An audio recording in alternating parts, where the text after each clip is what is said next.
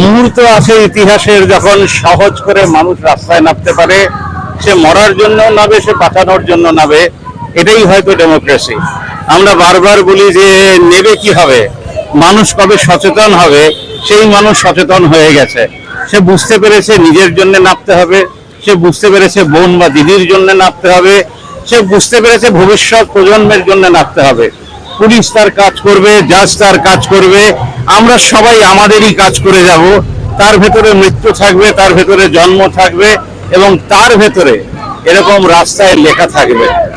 এই লেখাটা আপনাদের দেখাটা দেখলে বুঝতে পারবেন যে আমাদের রাস্তাগুলোতে লেখা হয়ে গেছে, ইতিহাস সেখানে লেখা হচ্ছে বারবার করে।